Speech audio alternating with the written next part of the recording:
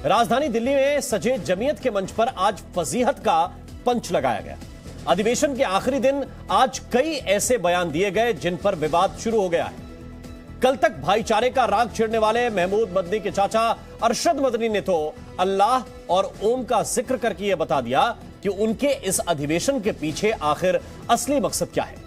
अरशद मदनी ने अल्लाह और ओम को एक बताया और साथ ही यह कहकर कि धरती पर पहले मुसलमान आए, एक नए विवाद की शुरुआत भी कर दी और विवाद का पहला ट्रेलर जमीयत के मंच पर ही देखने को मिला। जब अरशद मदनी के बयान पर जैन धर्मगुरु ने मंच पर ही सीधी आपत्ति जता दी, तो बाद में बाकी धर्मों के संतों ने मंच छोड़ते हुए मदनी के बयान को गलत करार दिया।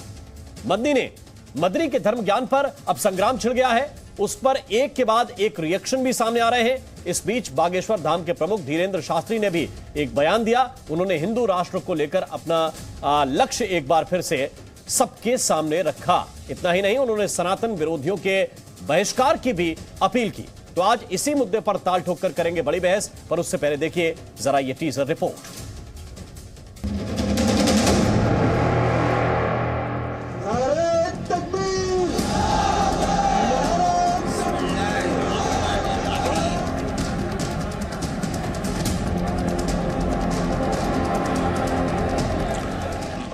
है, हमारा यह अकीदा है कि अल्लाह यानी ओम एक है, उसका कोई शरीक नहीं है।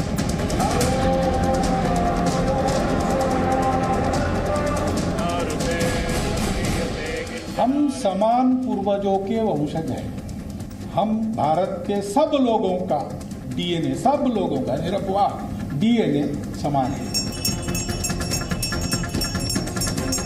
मुझे बड़ी हैरत है कि बहुत पढ़ा लिखा आदमी, समझदार आदमी और आरएसएस जैसी पार्टी का सदर और संचालक वो ये कहता है कि मुसलमान अगर चाहें तो अपने धर्म पर रहें और चाहें तो अपने पूर्वजों की तरफ लौट जाएं। भारत माता वास्तव में हमारी जगत जननी भारत माता है देह विश्व, आत्मा है भारत माता, सृष्टि प्रलय पर्यंत हमारी है माता। तुम्हारे आबा वजदाद हिंदू नहीं थे। तुम्हारा सबसे पहला दादा परदादा लकड़ दादा सकड़ दादा वो मनु था। मनु एक अल्लाह की, एक ओम की इबादत करने वाला था। और निश्चित रूप से यह अनोखा दिवस होगा। 14 फरवरी का दिव्य दरबार भी सजेगा, बागेश्वर बालाजी की कृपा भी बरसेगी। केवल और केवल भारत को हिंदू राष्ट्र बनाने के लिए बागेश्वर बालाजी से मंगल कामना की जाएगी। आपको कुछ करना है तो भारत में वंदे मातरम बुलवाइए। आप अपने लोगों से जो लोग आपका विरोध करते हैं वंदे मातरम बोलने का, उनको वंदे मातरम बुलवाइए। सबसे पहले ला इलाहा इल्लल्लाह की आवाज हिंदुस्तान की धरती पर उतरी है। न उस वक्त शिव थे, न राम थे, न बरहमा थे, कोई नहीं था, तन्हा आदम और मनु थे। ओ मन्नू अल्लाह उसकी औलाद, ये फालतू की बातें सारा पलीता लगा दिया एकता के सद्भावना के सम्मेलन।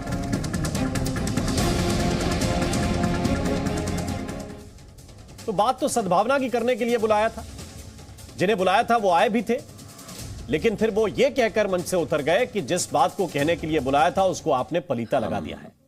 इस बुनियाद पर कि ओम और अल्लाह एक ही हैं, जो बात हम तक पहुंची, जो हमने पढ़ी, जो हमने सुनी, इसलिए हमें इस बात की खुशी है कि ये लोग ओम कहते हैं, हम उसे अल्लाह कहते हैं। ये हम में और उनमें कुर्बत का और मजबूत एक वास्ता है जो हमने पेश किया है और लोगों की समझ में ये बात आई है इंशाअल्लाह। बिल्कुल सर, आए दिन कभी आपके धर्म ये जो भारत है वो हिंदुओं का जमीन है, यहाँ पे पूर्वज। हाँ, मैंने इसी चीज को जाहिर किया था कि सबसे पहला आदमी आदम या वो कहते हैं मनु, उनकी औलाद को मनुष्य कहते हैं या आदमी कहते हैं। ये सवाल पैदा होता है कि वो किसकी इबादत करते थे। हमारा मानना, हमारा अकीदा, हमारे कुरान का कहना ये है, और अक्ल भी ये कहती है कि उस वक्त कोई और चीज़ नहीं थी, वो सिर्फ एक अल्लाह को मानते थे। ओम अल्लाह को कहते हैं। तो हम तो अपनी चौखट के ऊपर बैठे हुए हैं। लोग जो हमको ये कहते हैं कि इन्हें घर वापसी कराओ, हमने यही बात कही कि हम तो अपने घर पर बैठे हैं, वापस कहाँ होंगे। या लोग ये कहते हैं, हमने कहा था कि अपने पूर्वजों की तरफ चले जाएं। हमारा पूर्वज तो सबसे पहला आदमी जो दुनिया में जन्नत से उतारा गया है, वो हमारा पूर्वज है, और वो हिंदुस्तान के ही के अंदर उतरा था। हमारा यह अकीदा है कि वो हिंदुस्तान की सरजमीन पर उतरे थे। तो अपनी उन्हीं बातों को दोहराते हुए एक बार फिर से अरशद मदनी को आप सुन रहे थे। हमारे साथ कई खास मेहमान हैं, मेहमानों से आपका परिचय कराएं। शलभ मणि त्रिपाठी इस वक्त हमारे साथ हैं, प्रवक्ता हैं भारतीय जनता पार्टी के। हमारे साथ संगीत रागी जी हैं, राजनीतिक विश्लेषक हैं। प्रवेश चौधरी जी हैं, प्रवक्ता हैं वीएचपी के। मनोज सिंह काका जी इस वक्त हमारे साथ हैं, प्रवक्ता हैं समाजवादी पार्टी के। कुछ और खास मेहमान भी कुछ देर के बाद हमें ज्वाइन करेंगे, लेकिन सबसे पहले शलभ मणि त्रिपाठी जी, मैं आपके साथ शुरुआत करना चाहता हूं। ये जो थ्योरी एक ऐसे मंच से देने की कोशिश की जा रही है जिसको ये अमली एक तरह से जामा पहनाने की कोशिश की गई थी कि ये एकता और सद्भावना का मंच है, यहां पर हर धर्म के लोग आएंगे, लेकिन उस मंच से जैन मुनि का विरोध जताते हुए उतर जाना क्या दिखाता है? अब देखिए, एकता की कितनी भावना है, कौमी एकता की हो, सांप्रदायिक एकता की हो, या सभी धर्मों को साथ लेकर चलने की एक भावना हो, या पूरे देश में सबको बराबर मानने की ये भावना हो, ये कितनी अंदर से है वो तो आपको नजर आ गया। आपने देखा होगा मंच पर किस तरह की स्थितियां उत्पन्न हुई, किस तरह की बातें कही गई, किस तरह की दावे किए गए। मैं किसी व्यक्ति पर या किसी धर्म पर किसी पर टिप्पणी नहीं करूंगा, लेकिन इतना जरूर कहूंगा कि जो बातें वहां से हुई उसका असर भी फौरन वहीं पर देखने को मिला। मुझे लगता है कि जिन लोगों ने एक सद्भाव के संदेश के साथ ये पूरा कार्यक्रम किया था, वो सद्भाव तो वही मदनी साहब के इस बयान के बाद से खत्म हो गया। लोगों ने अपनी प्रतिक्रिया भी दी, लोगों ने अपनी नाराजगी भी व्यक्त की, और ये पूरा कार्यक्रम अपने आप में कह सकते हैं कि रंग में भंग पड़ गया। मुझे लगता है मदनी साहब के ऊपर उम्र का भी कुछ असर ऐसा लगता है नजर आया। नहीं तो मैं ये नहीं कह रहा कि हाँ ठीक है, उनकी अपनी मान्यता हो सकती है, लेकिन जो तमाम सारी चीजें हैं जिनको देश ही नहीं दुनिया के लोग मानते रहे, और बाबा साहब भीमराव अम्बेडकर जी, जिनको हम सब संविधान का अगुवा होने के नाते पूछते हैं, उन्होंने तो स्पष्ट तौर पे ये कहा था जब एक बार उनके सामने ये बात आई कि नहीं, उनको अपना एक धर्म परिवर्तन करना है, उनको धर्म छोड़ना है किन्हीं कारणों से, किसी कुपित होकर, तो उन्होंने कहा कि नहीं, मैं किसी विदेशी धर्म को नहीं स्वीकार कर सकता, मैं वही धर्म स्वीकार कर सकता हूँ जो हिंदुस्तान की धरती से उपजा हो। तो हम लोग तो संविधान के मर्मज्ञ के तौर पे, संविधान के अगुवा के तौर पे बाबा साहब को मानते हैं, और जो बातें कही है मदनी साहब ने, मुझे लगता है कि उनके धर्म के लोगों को ही, अगर वाकई सद्भाव का भाव उनके भीतर है, तो उनके धर्म के लोगों को ही आगे आना चाहिए, बजाय इसके कि हम किसी धर्म को अच्छा ऊंचा बताएं, नीचा बताएं, अपने धर्म को ऊपर बताएं। ये सद्भाव की बातें नहीं हो सकती। कलीमुल हफीज साहब, एक मंच जिसको नाम सद्भावना का दिया गया, वहां पर आपको लग रहा है कि यह सद्भावना उत्पन्न करने की कोशिश की जा रही है कि मनु से पहले ब्रह्मा नहीं थे, शिव नहीं थे, कोई था ही नहीं? देखिए, मेरे मुल्क में तमाम मज़ाहिब का एहतराम होता है। जितने भी हमारे यहाँ धर्म हैं, सबको हम सम्मान देते हैं, और सबको अपनी बात कहने का, अपने धर्म को मानने का इख्तियार है। उस मंच पे भी जब ये बात हुई कि मौलाना अरशद मदनी साहब के बाद स्वामी जी ने उसको कहा कि मैं नहीं मानता, तो उसके बाद जो उस मंच के, जो उस प्रोग्राम के सर्वे सर्वा थे, उन्होंने आके ये बात कही कि हमारे देश की खूबसूरती ये है कि हम लोग इख्तलाफ कर सकते हैं, मुखालिफत कर सकते हैं, लेकिन स्वामी जी ने फिर ये कहा कि मतभेद हो सकते हैं, लेकिन मनभेद नहीं होना चाहिए। तो इसलिए वो मंच जिस सद्भावना के मकसद से सजाया गया था, मैं समझता हूँ वो उसमें मुकम्मल हुआ, वो कामयाब हुआ। और ये तो देखिए, मतभेद तो हमेशा रहेगा। अगर मतभेद ना होता तो ये विभिन्न तरह के धर्म ही पैदा नहीं होते, वरना तो फिर दुनिया में एक ही धर्म होता।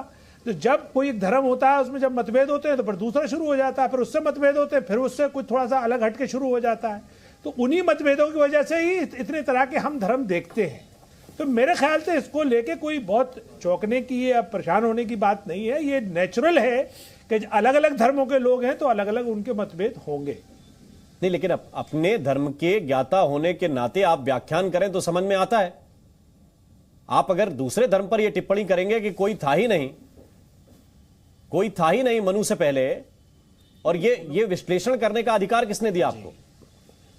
धर्म के मर्मज्ञ हैं क्या?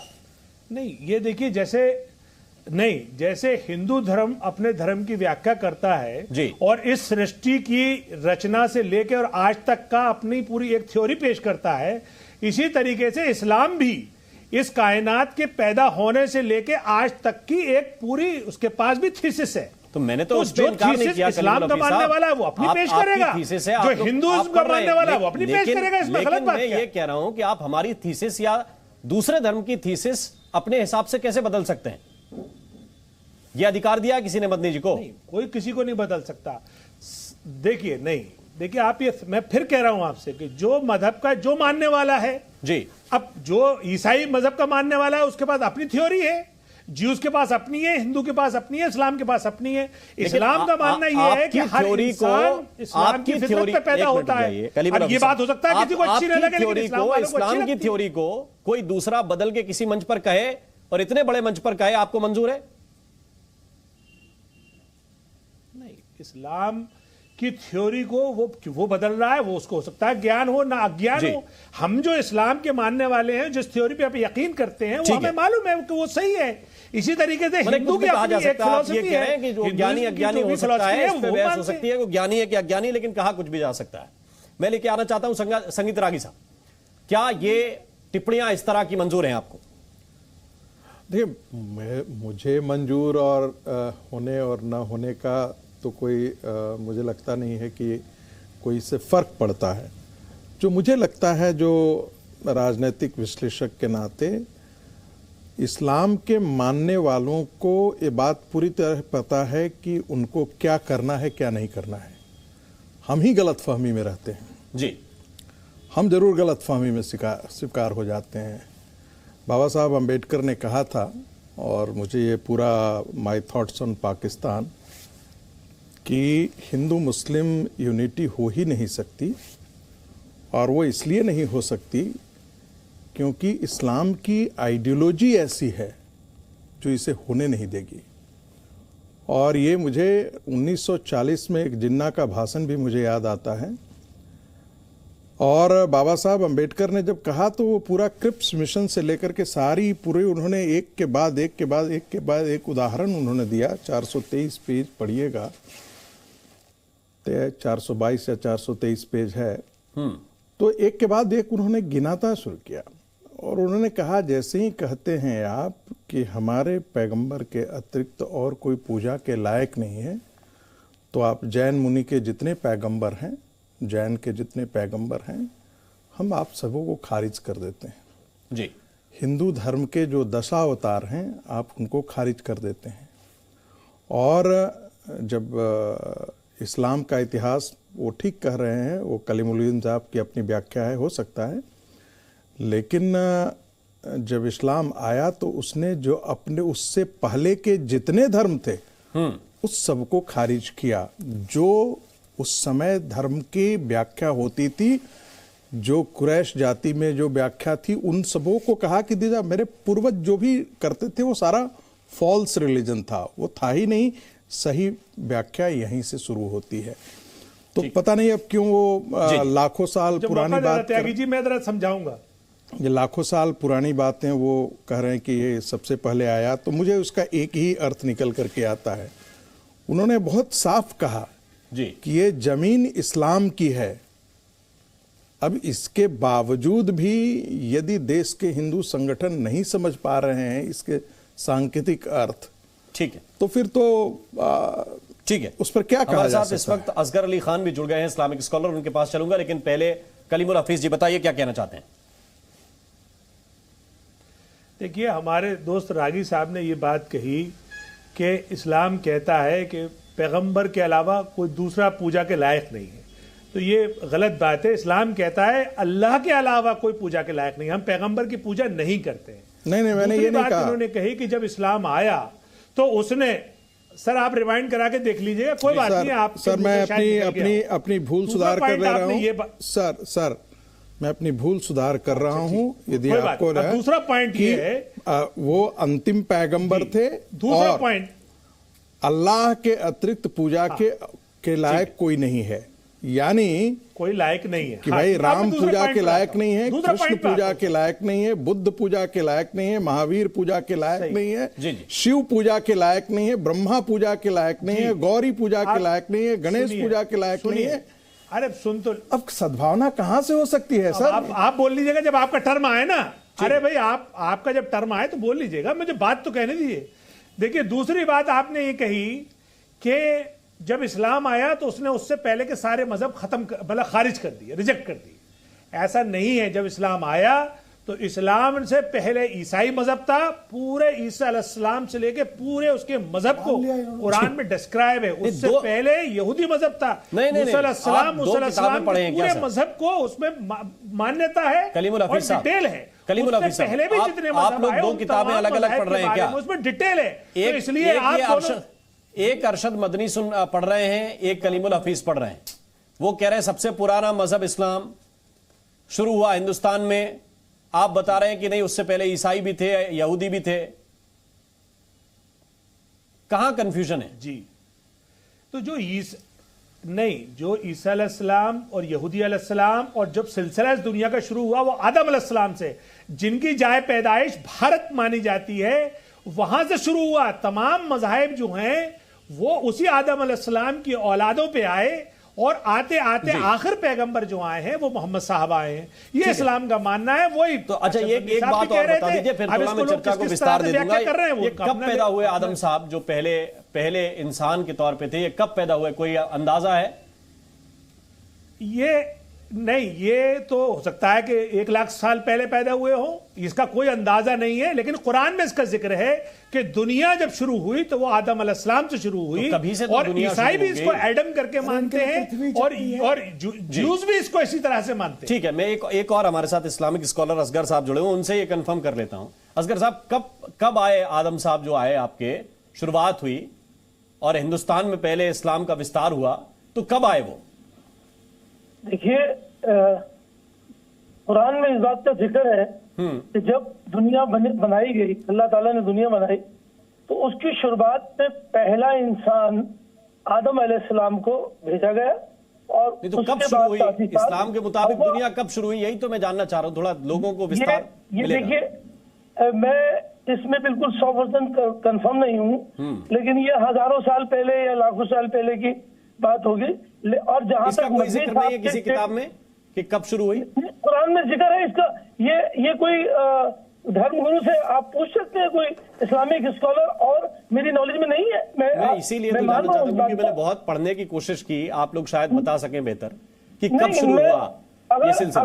अगर ये सवाल पहले से आपका हमारे पास आया हुआ होता तो हम इसका जवाब साथ लेके आते। इत्तेफाक है, हमारी नॉलेज में नहीं। लेकिन मैं आपको बताऊं, जहां जो मदनी साहब ने कहा ये बहुत पहले से शुरू से इस्लाम है, तो ये बात सही है। आदम अलैहिस्सलाम, हव्वा अलैहिस्सलाम से इस्लाम शुरू हुआ और उस वक्त आदम अलैहिस्सलाम ने नमाज पढ़ी है, फजर की नमाज। अब मुझे एक और जो छोटा सा कंफ्यूजन है, आपके मुताबिक मुझे वो दूर कर दीजिए। वो ये कि अगर उन्होंने पहले नमाज पढ़ी, यहां शुरुआत की, तो फिर इसके बाद यहां पे ये जो हिंदू धर्म है वो कैसे प्रचलन में आ गया? माने सारे लोग संस्कृत में वेद लिखने लगे अचानक, ये कैसे हो गया? ऐसे तो डिफरेंट सारे मजहब है। नहीं, मुझे ये तो बताइए ना, ये कैसे शुरू हो गया? इसका कोई सिलसिला मिलता है कि ये वेद कैसे लिखे जाने लगे? ये संस्कृत भाषा कैसे अवतरित हो गई हिंदुस्तान के अंदर? सारे पुरानी चीजें और जो संस्कृति इसके बाद धर्म के साथ उत्पन्न हुई वो कैसे वैदिक हो गई? इसका कोई एनालिसिस है? ये तो कोई बात ही नहीं है। अगर कोई आज की तारीख में भी किसी भी धर्म में जाना चाहे, और सबको छोड़िए, कोई नया धर्म बनाना चाहे, किसने शुरू किया, यही तो मैं जानना चाह रहा हूँ। कुछ तो एनालिसिस किताबों में होगा। मेरा ज्ञान कम है इस्लाम के संदर्भ में, इसलिए मैं आपसे जानना चाह रहा हूँ। मैं आपको बता रहा हूँ कि अगर कोई, चूंकि बहुत से नबी बीच में आए, जैसे ईसाइयों के लिए ईसा अलैहिस्सलाम आए और उन्होंने उस धर्म को शुरू किया। इसी तरीके मैं आपको अभी की आपके सामने ही करीब आपकी तारीख से जुड़ी हुई मिसाल दे दूं। अकबर आजम आए और उन्होंने एक दीन इलाही चलाना शुरू कर दिया था, कि अब वो उसमें नाकामयाब रहेगी, एक अलग बात है। लेकिन जो इस्लाम की अगर आप बात करते हैं, तो इस्लाम तो जिस दिन से दुनिया में बना दुनिया बनी उस दिन से इस्लाम। नहीं, मैं तो केवल यह जानना चाह रहा था कि ये बदलाव कब से शुरू हुआ, कब लोग इस्लाम को खारिज करके वैदिक परंपरा को हिंदुस्तान में मानने लगे। मैं तो इतिहास के हिसाब से समझना चाह रहा था। अपने अपने रुख में टाइम टू टाइम लोग चले गए, ठीक है, कुछ किसी से इख्तिलाफ रखते हुए। प्रवेश वीएचपी से प्रवेश चौधरी साहब हमारे साथ जुड़े हुए, वो उत्तर दे रहे हैं आपकी बात का। प्रवेश ऐसा है दोस्त, सूरा 4 अनानिसा पारा 5, उसमें क्या लिखा है? अल्लाह से हटकर बस कुछ देवियां कहां पे थी, कौन सा समाज उनको मानता था? इसमें लिख रहा है कि वे अल्लाह से हटकर बस कुछ देवियों को पुकारते हैं और वे तो बस सर्कस शैतान को पुकारते हैं। इसका मतलब उस इस्लाम से पहले कुछ था, उससे पहले कुछ था ना, इसलिए तो उसको आप उसके खिलाफ आप बात करना चाह रहे हैं। और ये आपके कुरान का, मैं कुरान का कोटेशन लेकर आया हूं, कुरान में लिखा। और दूसरी चीज, जैसा आपने संगीत जी को कहा कि हम तो अल्लाह की इबादत की बात करते हैं, आप क्या कहते हैं? ए मेरे बेटो, अल्लाह ने तुम्हारे लिए यही दीन, यानी यही धर्म, यही रिलीजन चुना है और इसके अलावा किसी और का आपको पालन नहीं करना। सूरा 2 अल बकरा पारा 1, ये आपके कुरान में लिखा है। एक चीज राम जी, दूसरी चीज बता देता हूं, ये जो इस्लाम है यह कोई धर्म नहीं है, यह एक रिलीजन है, अब्राहमिक रिलीजन है, जो एक किताब, एक भगवान और एक तरह की पूजा पद्धति पर बेस्ड है। और यही इनकी समस्या है। इसीलिए दुनिया के देशों में जहां पर भी गए, इन्होंने एक ही काम किया, नरसंहार किया, आतंक किया और वहां के लोगों को अपने जैसा बनाया। इसलिए हिंदू समाज की बात देखें, हिंदू समाज किसी एक किताब पे नहीं टिका, किसी एक भगवान पे नहीं टिका और किसी एक तरह की पूजा पद्धति को नहीं मानता। लेकिन इसीलिए हमने सबको साथ मिला करके चलने की बात की है। प्रवेश चौधरी साहब, हमारा देखिए मकसद किसी धर्म को ऊपर, किसी धर्म को नीचे की विषय ही नहीं है। हम इतिहास बता देते हैं इनका। हाँ, मूल विषय जो है, मैं इनका इतिहास बताता हूं राम जी, मैं कि जो बातें उस मंच पर कही जाने वाली थी वो कही गई है क्या? राम जी, मैं इनका इतिहास बता देता हूं। देखिए, पहले सनातन आया, सनातन के बाद जैन धर्म आया, ठीक है, जैन के बाद बौद्ध आए, बौद्ध के बाद ज्यूस आए, ज्यूस के बाद क्रिश्चियन आए, क्रिश्चियन के बाद इस्लाम आया। अरे भैया, 1400 साल के शिशु हुआ, 1400 साल के शिशु हुआ, आराम से चौधरी, उससे ज्यादा कुछ नहीं हुआ। आराम से चौधरी साहब, खामा की कहानियां कर रहे हैं कि हम पुराने, एक मिनट, एक करके, जब जिसकी बारी आए एक करके शिशु हैं। चौधरी साहब प्लीज, 1400 साल की तारीख, 1400 साल के शिशु हैं आप, बच्चे हैं आप, ठीक है, इसीलिए आप टिक नहीं पा रहे। एक मिनट रुक जाइए, वो एक अलग तारीख है, ठीक है। अब मैं थोड़ा सा आगे बढ़ता हूँ जी। वहां से जो इस्लाम, वो आखिरी नबी की तारीख बता रहे हैं आप। इस्लाम को आखिरी नबी से शुरू थोड़ा हुआ। अरे भाई, उसी ने शुरू किया ना, बुत परस्ती को रोका और तमाम चीजें करी उसने। जी जी, मोहम्मद के बारे में पढ़ा नहीं क्या? आराम से प्रवेश चौधरी साहब, मोहम्मद जी के बारे में पढ़ेंगे तो पता चलेगा कि वहां कोई भी ऐसी टिप्पणी मत कीजिए। अंदर जाकर देखिए, मैं कोशिश कर रहा हूं, मैं अगर अरशद चौधरी साहब मेरी बात सुन लीजिए, अगर मैं अरशद मदनी को किसी बात को लेकर सवाल कर रहा हूं, एक मिनट असगर अली खान साहब, ठीक है, मैं अगर अरशद मदनी को किसी बात को लेकर सवाल कर रहा हूं तो चौधरी साहब आपसे भी इल्तिजा ये है कि बात वही कही जाए जो किसी को खराब ना लगे, बात वो कही जाए। हां, सच है, फैक्ट को तरीके से रखा जा सकता है और उसी तरीके का नाम ये परिचर्चा है। मेरी कोशिश ये है। लेकिन मनोज सिंह काका साहब, समाजवादी पार्टी इसको किस तरह देखती है? क्या ये जमीयत वाले भी एक तरह से बीजेपी के साथ मिलकर उनका 50-50 का काम कर रहे हैं? राम मोहन जी, समाजवादी पार्टी किसी भी धार्मिक मसलों पे बहुत ज्यादा अपना बयान देना मुनासिब नहीं समझती है, लेकिन समाजवादी पार्टी हर तरह के वक्तव्य को जो धार्मिक लोगों के द्वारा दिए जाते हैं और मानवता के दृष्टिकोण से देखती है। और इस कलुषित माहौल में बस हमें गांधी के एक बात को याद करने के, पूज्य बापू के एक प्रार्थना को याद करने की जरूरत है, जिसमें उन्होंने कहा था कि ईश्वर अल्लाह तेरा नाम और सबको सन्मति दे भगवान। और कबीर ने भी एक बात कही थी कि कस्तूरी कुंडली बसे मृग ढूढ़े बनमाही, ऐसे घट घटी राम है दुनिया जाने नहीं। तो और अगर आप गीता का, हमारा जो हम सभी का, हमारा आपका सभी का जो हिंदुओं का सबसे पवित्र ग्रंथ भगवत गीता है, उसमें भी यही कहा गया है लीला पुरुषोत्तम भगवान कृष्ण के द्वारा कि सभी के हृदय में, सभी मानव के हृदय में ही भगवान का वास होता है। और उसके साथ गीता का एक और श्लोक है कि नहीं ज्ञानेन सदृश पवित्र विद्यते, तो ज्ञान ही सबको पवित्र कर सकता है। और आप जैसा जब ज्ञानी विद्वान मैं समझता हूं कि एंकर हो, तो सबसे ज्यादा जो आज का माहौल है उसमें मानवता पर बात करने की जरूरत है। और मैं एक कोट करके खत्म कर रहा हूँ राम मोहन जी। रामधारी सिंह दिनकर की एक किताब है संस्कृति के 4 अध्याय, ठीक है, और मैं समझता हूं कि आप भी पढ़े होंगे, और उसमें उन्होंने स्पष्ट रूप से लिखा है कि भारत का निर्माण कोई एक धर्म जाति या मजहब के लोग ये दावा नहीं कर सकते कि भारत का निर्माण, भारत की संस्कृति का निर्माण सिर्फ उनके आधार पर हुआ है। हजारों संस्कृतियां, हजारों धर्मों और हजारों तरह के बलिदान पर भारत का निर्माण हुआ है। हम आज के माहौल में आप जैसे लोगों से यही जानना चाह रहे हैं कि सबसे ज्यादा जरूरी है कि कुरान, बाइबिल और गुरु ग्रंथ साहिब सबसे ज्यादा सुरक्षित तब रहेगा जब बाबा साहब के द्वारा बनाया गया हमारा संविधान सुरक्षित है।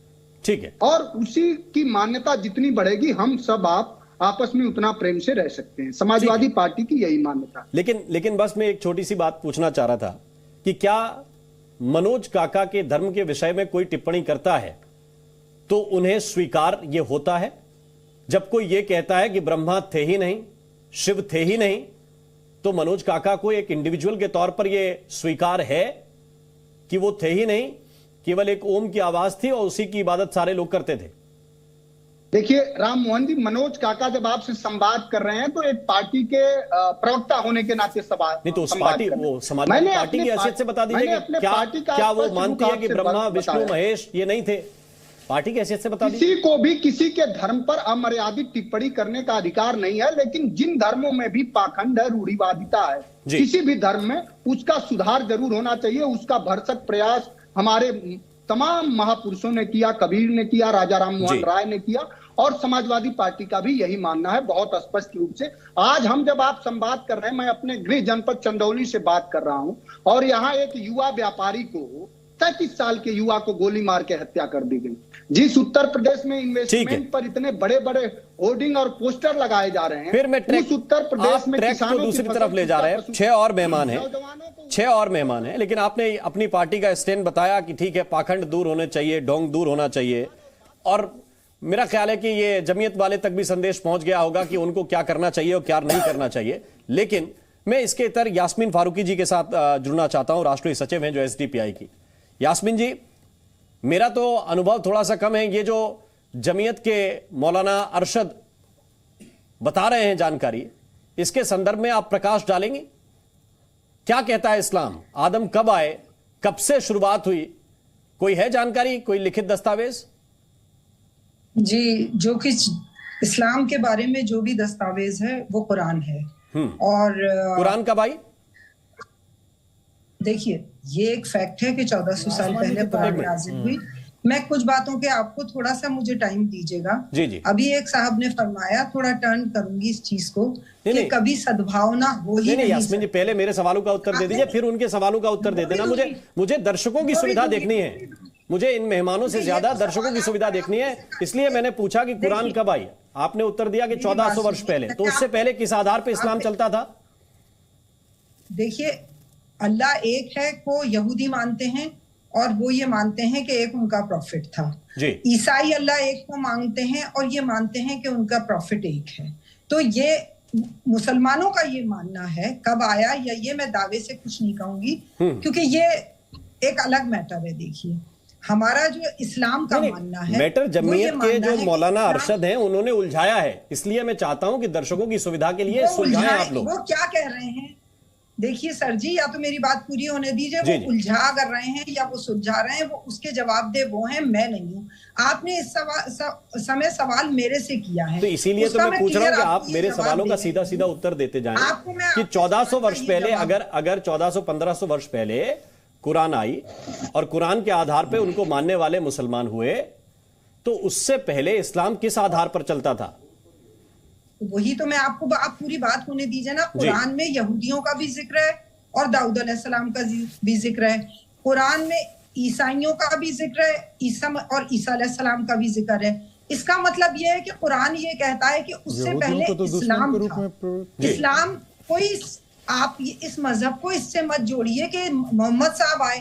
तो जैसे कि अभी आप एक साहब ने फरमाया कि जैनियों के इतने सारे वो हैं, तो आप ये थोड़ी मानोगे कि महावीर के ही टाइम से खाली जैनिज्म था? वो तो सारे ही आप जितने पैगंबर उनके जो मानने वाले हैं वो आए, तो उन्हें वहीं से ही तो जैनिज्म को मान लोगे। स्वाभाविक है। अगर वो कहते हैं कि ऋषभ देव जी से शुरुआत हुई, तो वो कब आए, उनका भी वर्णन है।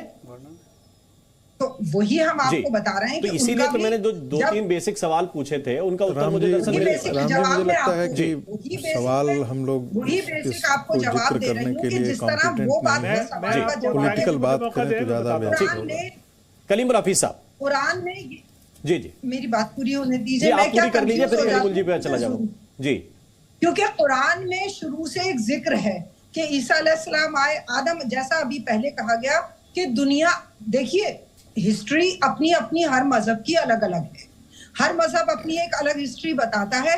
इसी तरह मैं बायस जो के बात ना करके एक आम हिस्ट्री की बात कर रही हूँ। इसी तरह एक इस्लाम में एक हिस्ट्री है जो कुरान में ये कहा गया है कि दुनिया अल्लाह ताला ने आदम के लिए बनाई, और ये ईसाई भी मानते हैं और ये यहूदी भी मानते हैं कि ये दुनिया जो बनी, और वो हिस्ट्री जो है, जो मतलब आप ये मान लीजिए कि अब दुनिया की शुरुआत कब हुई, ये तो कोई काउंटिंग तो मैं कर नहीं सकती। मदनी साहब ने ये नहीं कहा, मदनी साहब ने तो ब्रह्मा विष्णु महेश, असल में क्या सनातन में ये काउंटिंग की व्यवस्था है, गणनाएं हैं। वैसे कलीमुल हफीज साहब के पास चलते हैं, हम उन गणनाओं पे भी जाएंगे।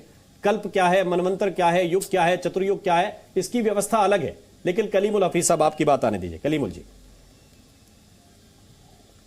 देखिए मैंने शुरू में ही कहा कि हर धर्म के पास अपनी इस सृष्टि की एक व्याख्या है जी। इस्लाम की जो व्याख्या है वो यही है कि ये दुनिया जो शुरू हुई वो आदम अलैहिस्सलाम से शुरू हुई, उसके बाद करीब 1.25 लाख के करीब पैगंबर आए हैं। अब उसमें कौन कौन से आए हैं, कुरान में 4-5 का तो मोटा मोटा जिक्र है, 7-8 के बारे में इशारा है, बाकी के बारे में इशारा नहीं है। अब दुनिया लाखों साल से चल रही है, अब वो कौन से पैगंबर कौन सी विचारधारा को मानने लगे, कैसे हुआ, चेंज हुआ, नहीं हुआ, ये एक शोध का विषय है। दूसरी बात, हम में तीनों में, खासतौर से मेरे बड़े भाई बैठे हुए हैं, आपके पास नहीं है, और मेरा ख्याल है कि जितना आपने पढ़ा जो है ना, मैं धर्मगुरु नहीं हूं, तो जब शोध ना हो तो कम से कम बोलने से बचना चाहिए। नहीं, अरशद मदनी साहब बड़े गुरु हैं। अरे हैं तो, लेकिन पढ़ी तो कुरान में ना मालिक, बाकायदा धर्म गुरु हैं। मैं नहीं, कलीमुल हफीज साहब, कलीमुल हफीज साहब वो धर्म गुरु हैं, और उनका धर्म गुरु होने के नाते सम्मान भी है। लेकिन मैं ये कह रहा हूँ कि कुरान ही पढ़ेंगे ना, आपसे किस शोध में है अभी, तो मैं यही तो कह रहा हूं कि जिन बातों पे शोध कम हो उनके बारे में बोलने से बचना चाहिए कि नहीं। आप तो इतना बता दीजिए बस। नहीं, मुझे बचना चाहिए, मेरा शोध कम है। लेकिन जो हमारे दोस्त रागी साहब ने कहा बाबा भीमराव अंबेडकर साहब के बारे में कि उन्होंने पाकिस्तान नामा में लिखा, तो भीमराव अंबेडकर साहब की जो 25 प्रतिज्ञाएं, उसके बारे में क्या कहना? उन प्रतिज्ञाओं में भी बाबा साहब ने कुछ लिखा था। रागी साहब से जरा पूछ लीजिए। जी जी, रागी साहब। राम जी, मुझे लगता है कि हम बिना पाकिस्तान का नाम लिए कोई बात नहीं कर सकते। यास्मीन जी देखिए, नहीं वो बात उन्होंने बाबा साहब की थी, बाबा भीमराव अम्बेडकर साहब। नहीं, वो तो बात ही उनके पास एक सेकंड, यास्मीन फारूकी जी, अब देखिए रागी जी जवाब दे रहे हैं ना, जो बात आई है उसका जवाब तो ले लीजिए आप। इसका नाम भी मैं लेना पसंद नहीं करती। देखिए तीनों ने कहा कि वो कोई धर्म के व्याख्याकार नहीं है, और वो सही भी कहा उन्होंने कि वो धर्म के व्याख्याकार नहीं है, और उनको पता भी नहीं होगा। और हमें भी हिंदू धर्म के बारे में बहुत सारी जानकारियां धर्मगुरु जो हैं वो मुझे जो साफ साफ मोटी मोटी बातें आई कि जो अरशद मदनी साहब ने कहा वो एक राजनीतिक बयान है, और राजनीतिक बयान में उन्होंने बहुत कुछ कह दिया है। अब यदि हिंदू धर्म के संगठनों के लोगों को यदि नहीं वो स्वीकार है, या वो नहीं समझना चाहते हैं, संकेतों को नहीं समझ रहे हैं, इशारों को नहीं समझ रहे हैं, तो ये गलती हमारी है। वो तो बहुत साफ साफ कहते हैं कि ये इस्लाम की जमीन है, इस्लाम यहीं से उद्भव हुआ है, यही उसकी जमीन है। तो आप जो कहते, एक मिनट प्लीज, जी एक एक करके प्लीज, यदि प्यार की बात यदि वो कहते तो ये कभी नहीं कहते तुम्हारा ब्रह्मा कौन है, तुम्हारा मनु कौन है। इस प्रकार की भाषा का प्रयोग वो बिल्कुल नहीं करते। वो धर्म गुरु हैं तो तू तड़ाके की बात तो वो बिल्कुल ही नहीं उनकी उनके मुख से शोभा देती है। यदि वो धर्म गुरु हैं तो ब्रह्मा विष्णु उनके अस्तित्व पर प्रश्न चिन्ह तो वो बिल्कुल ही उनको नहीं करना चाहिए था। यदि कोई धर्म अपने बारे में, अपने इतिहास के बारे में बोले, बिल्कुल सही है, बिल्कुल वाजिब है।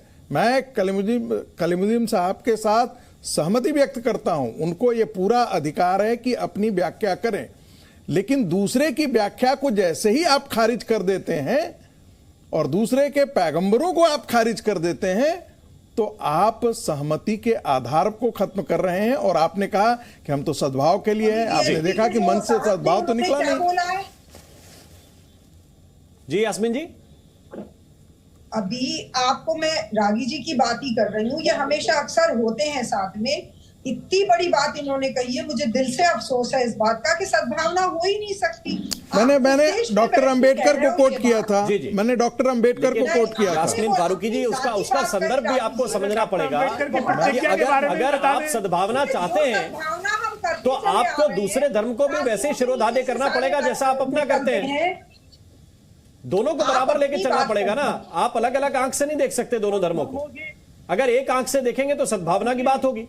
जब आप यह बताएंगे कि कोई था ही नहीं, एग्जिस्टेंस पे ही सवाल उठा देंगे। आम आदमी को देखिए, धर्म गुरुओं को साथ आम आदमी को जोड़ना मैं इंतहा से ज्यादा बेवकूफी समझती हूँ, क्योंकि वो क्या कह रहे हैं और आम आदमी की क्या सोच है। धर्म गुरु हमारे अभी जैसलमेर में बैठ के हजारों इस्लाम पे टिप्पणी करके चले गए, ये आप इसको मना नहीं कर सकते। वो धर्म गुरुओं का अलग मसला है, उसमें मैं बात नहीं करती। आपको लेके आना चाहता हूँ डीके दुबे की बात इंडिया में नहीं करती। जो जमीयत की अधिवेशन का मकसद था, क्या आपको लगता है कि उन्होंने वो पूरा कर लिया? उन्होंने हिंदू धर्म गुरुओं को, सिख धर्म गुरुओं को, जैन धर्म गुरुओं को बुला लिया और बुला के जो कहना चाहते थे वो सुना दिया। ये तो बिल्कुल बात है कि तो सुनना चाहते हैं। यास्मीन जी, आ रहा हूं मैं, डीके दुबे जी की बारी है इसके बाद। कि इस पैनल पर भी 3 लोग बैठे हैं जो इस्लाम को फॉलो करते हैं। मैं आपको बताता हूं कि पाकिस्तान के अंदर, अभी वो मैडम कहने लगेंगी पाकिस्तान, लेकिन मैं बताता हूं एक कयानी कमीशन बैठा था। और कयानी कमीशन सिर्फ इसलिए बैठा था कि असली इस्लाम क्या है और इस्लाम को मानने वाले लोग कौन है, क्योंकि कादियानियों का मैटर फंस गया था जो यहां से वहां गए थे, तो उनको उन्होंने स्थान नहीं दिया। कैसी बातें कर रही हो आप? यास्मीन फारूकी जी, आप अपना थोड़ा सा ख्याल रखिए ना। बात जब तक नहीं आएगी तब तक आपको कैसे पता चलेगा कि संदर्भ क्या है और प्रसंग क्या है? मस्जिदों में बम फोड़ रहे हैं उनकी बात। एक मिनट रुक जाइए, एक बात तो सुन लीजिए, बात सुन लीजिए। यास्मीन फारूकी जी, बात है और कयानी कमीशन ने 50 प्रकार के उलेमाओं से बात की और 150 प्रकार के उलेमाओं से बात करने के बाद एक रिपोर्ट बनाई जस्टिस मुनीर ने जी। और वो रिपोर्ट जब सबमिट हुई तो उसमें उन्होंने ये लिखा कि मैं इनमें से एक को अगर मानता हूं तो 149 बाकी उलेमा मुसलमान नहीं है, और अगर दूसरे को मानता हूं तो बाकी 149 मुसलमान नहीं है। तो उन्होंने ये कहा कि हम इस्लाम की परिभाषा ही नहीं दे सकते। जस्टिस मुनीर कयानी कमीशन का बैठा और बैठकर उन्होंने तय किया। अब सवाल ये पैदा होता है कि जब आप कहते हो कि हम केवल एक कुरान मानते हैं, जब आप कहते हो हम केवल मोहम्मद को मानते हैं, जब आप कहते हो हम एक अल्लाह को मानते हैं, जब ये और इसे हिजरी शुरू होती, हिजरी संबत के अलावा मुसलमान संसार का कोई और संबत मानता है क्या? अगर मानता है तो बताए। जब हिजरी संबत ही मानते हो और उससे पहले के युग को हुकूकाते ज़हीलिया कहते हो, तो हुकूकाते ज़हीलिया क्या थी? कोई बताए हम में से जो बैठे हैं कि हुकूकाते जहलिया किसको कहा जाता था और जाहिल किसको कहा जाता था? कुछ मालूम ही नहीं है। प्रॉफिट से पहले की कहानी आती कहां से? अब बात इनकी सिर्फ इतनी है कि कुरान को मानना है। मेरे दादाजी ये कह गए कि सारी कायनात हमारे परिवार से निकली है, तो हम मानते हैं, आप मानो ना मानो, सिर्फ इतनी सी बात है। वो सही कह गए, झूठ कह गए, उनको पता था कि नहीं पता था, उनकी एक स्टोरी है, उनकी एक थ्योरी है, उस थ्योरी में वो बता गए। उस थ्योरी को प्रूफ करने के लिए कोई सपोर्टिव डॉक्यूमेंट नहीं है, कोई सपोर्ट। मैं वापस आप लोगों के पास आऊंगा, लेकिन मौलाना अरशद मदनी जो हैं वो अभी भी अपनी बात पे कायम है। जिस बात को उन्होंने मंच से कहा वो एक बार फिर से दोहरा रहे हैं। उनकी बात मैं आपको सुना देता हूं, इसके बाद फिर चर्चा को आगे बढ़ाएंगे। सबसे पहला आदमी आदम या वो कहते हैं मनु, उनके औलाद को मनुष्य कहते हैं या आदमी कहते हैं, ये सवाल पैदा होता है कि वो किसकी इबादत करते थे। हमारा मानना, हमारा अकीदा, हमारे कुरान का कहना ये है, और अक्ल भी ये कहती है कि उस वक्त कोई और चीज़ नहीं थी, वो सिर्फ एक अल्लाह को मानते थे। ओम अल्लाह को कहते हैं। तो हम तो अपनी चौखट के ऊपर बैठे हुए हैं। लोग जो हमको ये कहते हैं कि इन्हें घर वापसी कराओ, हमने यही बात कही कि हम तो अपने घर पर बैठे हैं, वापस कहाँ होंगे। या लोग ये कहते हैं, हमने कहा था कि अपने पूर्वजों की तरफ चले जाएं। हमारा पूर्वज तो सबसे पहला आदमी जो दुनिया में जन्नत से उतारा गया है वो हमारा पूर्वज है, और वो हिंदुस्तान के ही के अंदर उतरा था। हमारा जो अकीदा है कि वो हिंदुस्तान की सरजमीन पर उतरे थे। तो एक बार फिर से आपने सुना, वो उसी तरफ जाने की कोशिश कर रहे हैं, ये बताने की कोशिश कर रहे हैं कि हमें कहीं नहीं लौटना है, लौटना है तो आपको लौटाना है, क्योंकि हमारी शुरुआत वहीं से। क्या कहेंगे चौधरी साहब? देखिए, बहुत अच्छा एक बाबा साहब अम्बेडकर का कोट है। वो कहते हैं इस्लाम एक बंद निकाय की तरह है। वॉल्यूम 15 के अंदर 337 नंबर पेज पर उन्होंने लिख दिया। वो क्यों कहते हैं इस्लाम बंद निकाय की तरह है? ये जितने भी लोगों को हम सुन रहे हैं ना, वो क्या बात कह रहे हैं घुमा फिरा करके। देखिए, वो कहते हैं इस्लाम एक बंद निकाय की तरह है जो मुसलमानों और गैर मुसलमानों के प्रति जो है वो भेद करता है, उसको जोड़ता नहीं है। इस्लाम का भाईचारा जो है और मानवता जो है वो केवल और केवल इस्लाम के मानने वाले लोगों के लिए है।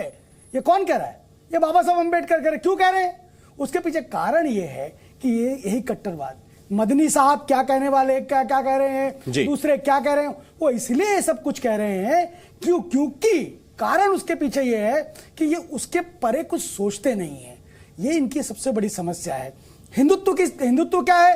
हिंदुत्व कहता है कि सर्वे भवन्तु सुखिना की बात करता है। वो कहता है एकम सत विपरा बहुधा वदंती, वो सत्य एक मानता है। इसीलिए पूज्य सरसंघचालक जी ने कहा ना कि हमारा डीएनए एक है। वो इसीलिए कहा, उन्होंने कहा यार आपके पूर्वज भी वही हैं, हमारे पूर्वज भी वही हैं। अब पूजा की पद्धति बदल जाने से कोई बहुत बड़ा अंतर नहीं हो जाता है, ये स्पष्ट है। यही बात मैं भी कह रहा हूं, और हम ही आज से नहीं कह रहे। हम 1925 में संघ की स्थापना हुई तब से कहते आ रहे हैं, और इसको जितने जल्दी हो उसको मान जाएं। ये माने कि हम इबादत कैसे भी कर लें, लेकिन इस भारत भूमि के लोग हैं और हिंदू संस्कृति में पले बड़े लोग हैं। ठीक है, असगर साहब आपको रिस्पॉन्ड कर रहे हैं, फिर यास्मीन जी के पास जाऊंगा।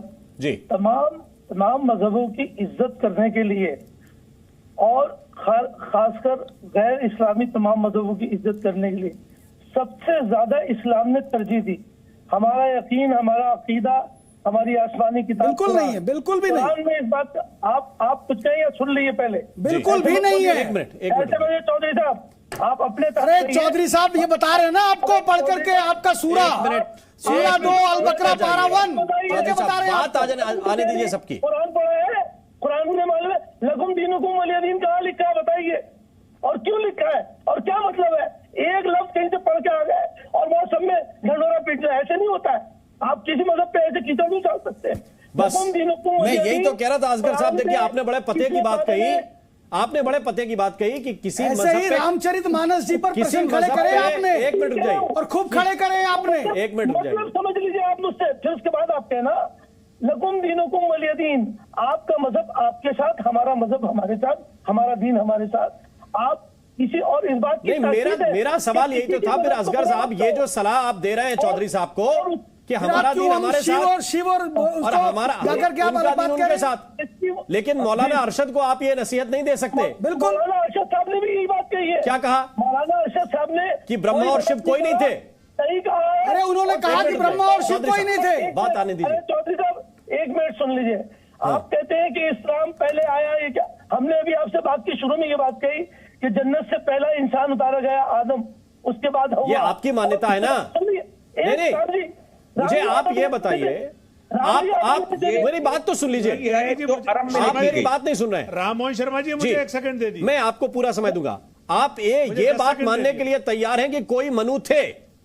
भाई आप ये मानने के लिए तैयार हैं कि कोई मनु थे और उनको भी थे को आप था बोलते हैं? एक मिनट बताइए, बीच में नहीं प्लीज चौधरी साहब, 2 लोग संवाद कर रहे हैं ना, मैं आपको पूरा मौका दूंगा। जब मेरी बात सुन लीजिए, आप ये कबूल कर रहे हैं कि कोई मनु थे, लेकिन आप ये कह रहे हैं कि कोई ब्रह्मा नहीं थे, कोई शिव नहीं थे। तो इसका मतलब आप दूसरे के दीन पे टिप्पणी कर रहे हैं। देखिए, अगर जवाब नहीं सुनेंगे तो ऐसा लगेगा कि हमारी बात आप पहुंचा नहीं चाहते लोगों जी, बोल दीजिए। आपके सवाल का जवाब दे रहा हूँ, सुन लीजिए। मैंने जैसे अभी आपसे अर्ज किया, पहले भी किया था कि जन्नत से आने वाला पहला इंसान आदम, उसके बाद हवा। दुनिया शुरू हुई, इस्लाम वहीं से शुरू हो गया था। उन्होंने पहली नमाज फजर की नमाज पढ़ी थी, जो सुबह में होती है, मॉर्निंग में। और उसके बाद 1,24,000 नबी तशरीफ लाए इस दुनिया में, जिसमें से 26 नबियों का जिक्र कुरान में है बाकायदा तौर पर, लेकिन और बहुत सारे नबियों का जिक्र नहीं है। इस्लाम, अब आप कहते हैं कि साहब फिर कहां से मोड़ आए, कहां से शुरू हुआ, कहां खत्म हो गया। इस्लाम वहां से शुरू हुआ और आहिस्ता आहिस्ता जैसे जैसे नबी जिस जिस चीज से जिक्र करते गए, अल्लाह का पैगाम, नबी कौन थे? अल्लाह का पैगाम, अल्लाह की बातें हम तक पहुंचाने वाले थे। आखिरी नबी रसूल थे और उन्होंने सारा पैगाम अल्लाह का हमारे पास पहुंचाया 1450 साल। मैं तो कह रहा हूं असगर साहब, मैं तो हैसियत रखता ही नहीं हूं कि किसी नबी पे, किसी पैगंबर पे और अल्लाह के भेजे हुए किसी बंदे पे मैं टिप्पणी करूं। कोई भी नहीं कर सकता। मैं तो ये हैसियत रखता ही नहीं हूं। लेकिन मौलाना अरशद को आप कम से कम ये भी नहीं कह सकते कि जो सनातन धर्म के हिसाब से परमपिता हैं ब्रह्मा, जिन्होंने मनु को रचा, जिनको सूर्य पुत्र कहा गया, वो ये कह रहे हैं कि मनु से पहले ब्रह्मा नहीं थे, शिव नहीं थे। आप उनको इतनी नसीहत भी नहीं दे सकते कम से कम बोलकर कि इनको कहने से बचना होगा। मैं ये नहीं कह रहा हूं कि आप बहुत कट्टर बोल दीजिए, कुछ बुरा बोल दीजिए उनको। सामान्य सलाह जब नहीं निकलती ना जबान से तो दिक्कत होती है मुझे। इस्लाम में तो बिल्कुल पाबंदी है, इस बात की ताकीद है कि आप किसी को बुरा ना कहें, किसी के मजहब को बुरा ना कहें। ठीक है, कलीमुल हफीज जी अपनी बात कहना चाहते हैं। वजह है कि अगर आप किसी के मजहब को बुरा कहेंगे तो वो आपके मजहब को बुरा कहते हैं। ठीक है कलीमुल साहब, आवाज आ रही है क्या? लगता है कि आवाज नहीं आ रही। कलीमुल जी के पास मैं वापस लौट कर जाऊंगा। लेकिन यास्मीन फारूकी जी, मैंने केवल इतनी सी बात कही, अगर आपको मेरी बात थोड़ा समझ में आई हो, कि कोई किसी के इष्ट पर टिप्पणी करने से पहले 100 बार सोचना चाहिए। और अगर आपको उस धर्म का एनालिसिस, उसकी जानकारी सीमित है, तो फिर तो विशेष रूप से देखिए, मैं या तो मेरी पूरी बात पहले भी आपने नहीं सुनी जी, आज पहली बात अभी मैंने जो अभी सेकंड पार्ट जो आपने किया वो सुना। उन्होंने ये कहा हम यहीं पैदा हुए और उनका मकसद जो मैं समझी हूं सिर्फ ये है कि हमसे धर्म वापसी की या उस वापसी की बात मत करो, क्योंकि हम यहीं पैदा हुए हैं और हम यहीं रहेंगे। उन औरों के लिए उन्होंने कोई वर्ड्स इस्तेमाल नहीं करे। उनकी बात समझने में या तो मैं गलत समझ रही हूँ या और लोगों ने गलत समझी, पहली बात। अब दूसरी बात, आप ये वो कह रहे हैं कि उन्होंने कहा वो पहले पैदा नहीं हुआ, ये उनको मेरे ख्याल से बुजुर्ग हैं, मेरे से बहुत बड़े, मैं उन पर टिप्पणी कर नहीं सकती, लेकिन हमें किसी मजहब के लिए बात करने का कोई हक नहीं है। बिल्कुल, ये बात मैं कह देती हूँ। लेकिन मैं मुझे आप बताइए, अगर इसी बात को कोई दूसरा कह दे, मोहन भागवत कह दे आप टिप्पणी कर सकती हैं, मौलाना अरशद आपसे बड़े हैं उम्र में तो आप टिप्पणी नहीं कर सकती। ये जो सुविधा के कमेंट्स है, मेरी बात नहीं सुनी। मैंने सुनी आपकी बात। क्या कहा कि किसी के मजहब को गलत कहने का या उस तो बोलिए ना कि अरशद जी ने गलत किया, नहीं है, गलत कहा। हाँ, अगर उन्होंने उनकी सोच गलत है और वो गलत सोच के तहत कह रहे हैं, ईमानदारी से नहीं कह रहे, तो उन्होंने गलत कहा। मुझे इसमें कोई एतराज नहीं है, तो लेकिन मेरी पूरी बात होने दीजिए।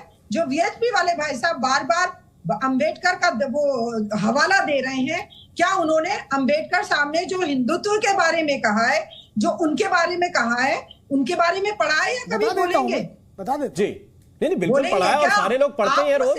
कड़वाहट सुनिए, हम इस्लाम ये कहता है कि अगर दो लोगों में दुश्मनी हो रही है तो कड़वी बातें मत करो। नहीं करनी चाहिए, लोगों को शौक बिल्कुल नहीं करनी चाहिए काटने का, कड़वी बातें करने का। जिस तरह के मैं तो यही कह रहा हूँ ना, इस्लाम की खूबसूरती के बारे में बात करें ना आप, इस्लाम की खूबसूरती के बारे में बात करिए भाई। सिर्फ काट बड़ा खूबसूरत रिलीजन है वो, सद्भावना की बात, लेकिन आपने उसको बना के रखा है। आदमी बोलने तो सारी दुनिया की उंगलियां उठेंगी और आप रोज जो कह रहे हैं बोले वो दूसरे के धर्म के बारे में या तो अध्ययन करके बिल्कुल फैक्ट पे बोले, और अगर कम जानकारी है तो बिल्कुल ना बोले। बिल्कुल स्पष्ट कर, मैं ये कह रहा हूँ, एक मिनट, मैं चौधरी साहब आऊंगा आपके पास। मनोज काका हमारे साथ है, मनोज काका साहब, मैं तो केवल इतनी सी बात कह रहा हूं जो मैंने, आप शायद मेरी बात को समझे भी होंगे, मैं केवल इतनी बात कह रहा हूं कि समाजवादी पार्टी की शायद ऐसे मसलों पे तो कोई मजबूरी नहीं होनी चाहिए क्या इसमें भी लगता है कि कोई वोट बैंक छिटक जाएगा? बात आपने सुनी ना मोहन जी, आप कितने स्पष्ट रूप से आपको बताएं जी। मैंने स्पष्ट रूप से कहा कि समाजवादी पार्टी के वही मत है। समाजवादी पार्टी उसी अवधारणा पे काम करती है जिस अवधारणा पे कबीर काम करते थे, जिस अवधारणा पे बाबा साहब भीमराव अंबेडकर ने काम करा। और सभी धर्मों में कुछ पाखंड होता है। हम चाहते हैं कि एक प्रगतिशील समाज का ये दायित्व है और सभी समाज के सभी तरह के विद्वानों का, कवियों का, शिक्षाविदों का, सभी का ये दायित्व है कि किसी धर्म में अगर कोई पाखंड हो तो उसका विरोध होना चाहिए। कोई भी धर्म जो मानवता को समृद्ध अभी बहस पाखंड पे है और मानवीय बातें जो कुरीतियां हैं उसको तो अपने अपने धर्म के लोग ही निकालते हैं। लेकिन मनोज काका जी की कोई मजबूरी है क्या? आज पूरे देश में बेरोजगारी का सवाल है, भुखमरी का सवाल है। पूज्य गांधी कहते थे कि भूखे के सामने तो सबसे बड़ा धर्म रोटी है। मैं कह रहा हूँ मनोज काका हिचक रहे हैं क्या अरशद मदनी पे सीधा कुछ बोलने से? पर भी सवाल होना चाहिए। तो हम समाजवादी मनोज काका हिचक रहे हैं क्या?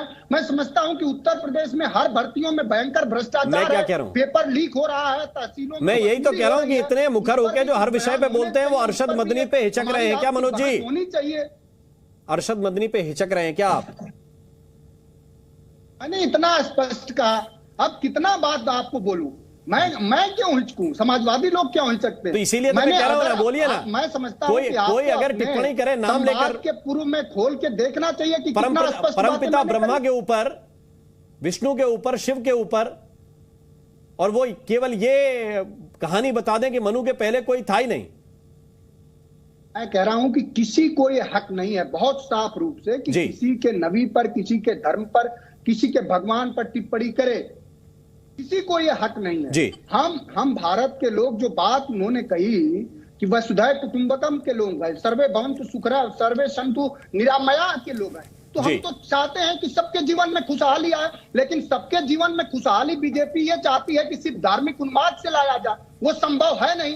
बिना लोगों को आर्थिक और सामाजिक सुरक्षा सुनिश्चित किए बगैर सबके जीवन में खुशहाली नहीं आ सकती। यही फैक्ट है, यही तथ्य है। जी जी चौधरी साहब, देखिए एक चीज बड़ा स्पष्ट करना चाहूंगा, वो हमारी जो ठीक है, मैं आ रहा हूँ मनोज जी आपके पास वापस आ रहा हूँ। उन्होंने AIM से जो आई थी महिला, उन्होंने कहा देखिए विश्व हिंदू परिषद या संघ परिवार कभी भी किसी भी रिलीजन के खिलाफ बात नहीं करता। ठीक है, ठीक है, लेकिन हम ये भी नहीं कर सकते कि हम अपने हमारे धर्म पर कोई प्रश्न उठाए बार बार और हम मूक दर्शक बनकर उसको सुनते रहे। वह भी सुनने वाले नहीं है। एक चीज को समझ लेना आप, हमने कभी नहीं कहा मोहम्मद साहब महान हैं, उनकी टीचिंग्स को पढ़िए, उन्होंने कितनी अच्छी बातें कही हैं, उसको लोगों को, हर व्यक्ति को समझना चाहिए। और कोई भी रिलीजन हो तो कोई बुरी बात नहीं कहता है, लेकिन उसको बताने वाले लोगों ने जो बताया है मैंने उसी को बताया है आपको, उसी को कोट करके आपको बात करी कि आप जो है जब तक ये कट्टरवादिता समाप्त नहीं करेंगे तब तक देश में समस्याएं होगी। एक चीज, दूसरी चीज, अरे भाई आपकी जमीन भी यही है, ये हम भी मानते हैं, आप कहीं और से नहीं आए हैं। जो आए थे उन्होंने कन्वर्जन किया, हम इसको मानते हैं और ये आपके भी लोग मानते हैं। आपके जो तमाम इंटेलेक्चुअल लोग हैं काका जी बस एक मिनट को मानती है। जी जी अब कलीमुल हफीज साहब के पास एक मिनट।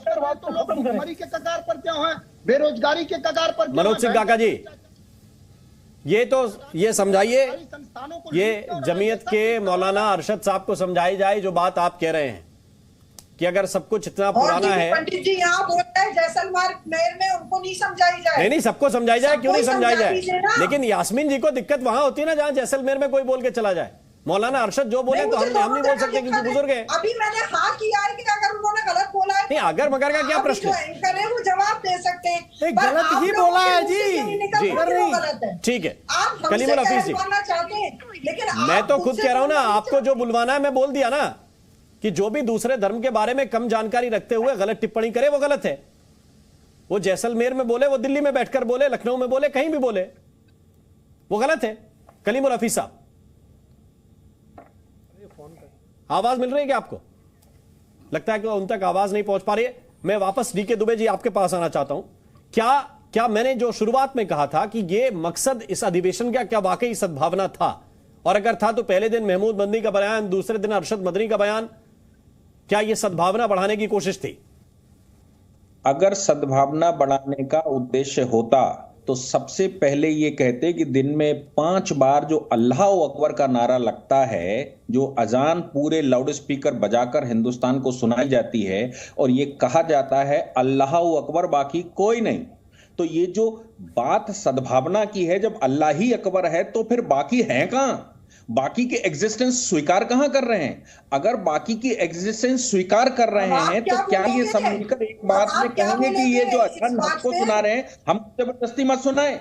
जी, हमको क्यों सुना रहे हैं? आप मानते हो, आप कुछ भी मानो, आप पूर्वज, कोई प्रॉब्लम नहीं है उस चीज पे। जी, देश में ठीक है, हमें बैठकर ठीक है। कलीमुल हफीज साहब, समय बहुत सीमित है, समय बहुत सीमित है कि क्या अरशद मदनी भी पॉलिटिकल हो रहे हैं? जो धर्मगुरुओं को करना चाहिए उसकी जगह राजनीति में अरशद मदनी भी इधर उधर करने की कोशिश कर रहे हैं। कलीमुल हफीज साहब, जी जी, दुबे साहब 1 मिनट। इंटरव्यू में भी कहा कि वो अपने अकीदे के बारे में बता रहे हैं, लेकिन दूसरे जो हमारे वीएचपी के प्रवेश चौधरी और जो दूसरे हमारे साहब ने ये बात कही कि बाबा साहब ने ये बात कही है, बाबा साहब ने वो बात कही है, तो बाबा साहब की जो 22 प्रतिज्ञाएं हैं उसमें 1 से लेकर 5 तक क्या है और 19वें नंबर की प्रतिज्ञा क्या है? अगर बाबा साहब की बात माननी है तो बाबा साहब की प्रतिज्ञाएं भी मानिए, और अगर मैं यह जानबूझ कर नहीं पढ़ रहा हूं वो प्रतिज्ञा मेरे सामने है, लेकिन मैं आपसे कहना चाहता हूं जी, समय सीमित है। बाबा साहब की 5 प्रतिज्ञा और 19वीं प्रतिज्ञा, ये पढ़िए, समझ में आ जाएगा। मैं पढ़ा हूं, प्रोफेसर हूं जी, कलीमुल साहब। नजरिया है, उस नजरिए को आप मानेंगे नहीं मानेंगे ये आपके ऊपर है। ठीक है सर, समय हमारे पास आज चर्चा में इतना ही है। आप सभी का बहुत बहुत शुक्रिया, बहुत बहुत धन्यवाद हमारे साथ इस चर्चा में जुड़ने के लिए। और बात सिर्फ इतनी है कि धर्म के बारे में आप बोल सकते हैं, धर्म के विस्तार के, उसके प्रचार के बारे में आप कुछ भी बोल सकते हैं, लेकिन दूसरे धर्म के विषय में जब टिप्पणी करें तो या तो अध्ययन बराबर होना चाहिए, और अगर कमजोर है तो फिर पढ़ लेना चाहिए, क्योंकि अल्प और कल्प में बहुत फर्क होता है। यह शायद मदनी साहब को भी समझना चाहिए।